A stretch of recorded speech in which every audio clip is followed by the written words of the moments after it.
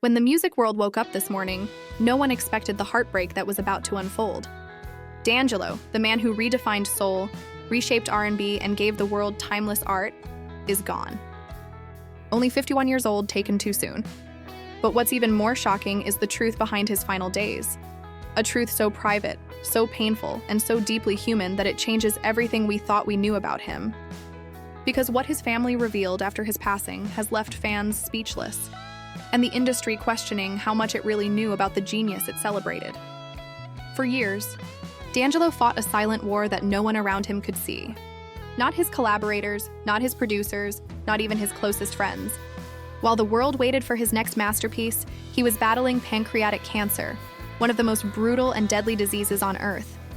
He hid it from everyone, not because of ego, but because he didn't want pity. He wanted to be remembered as an artist, not a patient. Even as his body failed him, he continued to write, to create, to dream. That's who D'Angelo was, a man who poured his entire soul into his music until there was nothing left to give. The news broke in New York City and spread like wildfire. Within minutes, timelines were flooded with tributes, disbelief, and heartbreak. DJ Premier was among the first to post, writing simply, "Such a sad loss." Those 4 words echoed across millions of hearts. But then came the questions. Why didn't anyone know? Why was this battle kept in silence? As it turns out, D'Angelo chose privacy until the very end. Even those who worked with him day and night had no idea how sick he really was. To the world, he was just D'Angelo, the perfectionist, the recluse, the soul prophet. In reality, he was a man quietly fighting for his life. If you followed D'Angelo's career, you know he was no stranger to vanishing acts.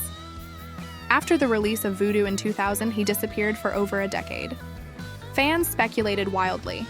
Some said he was battling personal demons, others that the industry broke him. But now, with the truth out, those disappearances look different. Maybe they weren't just about exhaustion or pressure. Maybe his body was already sending warning signs.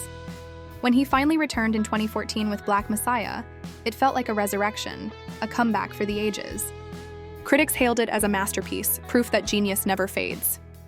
Yet behind that success, D'Angelo was already facing the early signs of the illness that would take his life.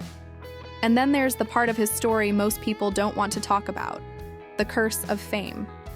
That iconic "How Does It Feel" video made him a global sex symbol, but it also trapped him in an image he never wanted. The same fans who loved his vulnerability began to objectify him, turning art into fantasy. D'Angelo once admitted that the experience broke something inside him. He started pulling away from the spotlight, avoiding interviews, and refusing to be defined by an image that didn't match his soul. The industry wanted a star, but he just wanted peace. In his final years, sources say D'Angelo had been working on new music, unfinished demos, sketches of songs that could have been his next masterpiece. And this is where the controversy begins. Should that music ever be released? Some fans demand it, claiming the world deserves to hear everything he left behind. Others argue it would betray his perfectionism and his lifelong need for control over his art. D'Angelo was known for taking his time. He didn't chase trends or deadlines. He waited until his music felt eternal. Maybe that's why his silence now feels louder than ever. But beneath the mourning lies a deeper issue, one that should make the industry take a hard look at itself. How many artists are suffering in silence, forced to perform and create under unbearable pressure? How many are told to stay relevant instead of being told to rest, to heal, to live? D'Angelo's story is not just about illness. It's about what happens when genius meets a machine that values productivity over people. The music business celebrates brilliance but rarely protects it. And maybe that's the real tragedy here, that a man who gave so much to the world had to carry his pain alone. Tonight, cities across the world are paying tribute. Richmond, where his journey began. New York, where it ended. Fans everywhere are playing Brown Sugar and Voodoo, their voices trembling with nostalgia and grief. Streams of his music are soaring, but this isn't about numbers. It's about connection. Every lyric, every note, now feels like a message we missed when he was still here.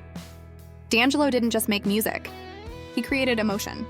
He built bridges between pain and beauty, showing that soul wasn't just a sound, it was survival.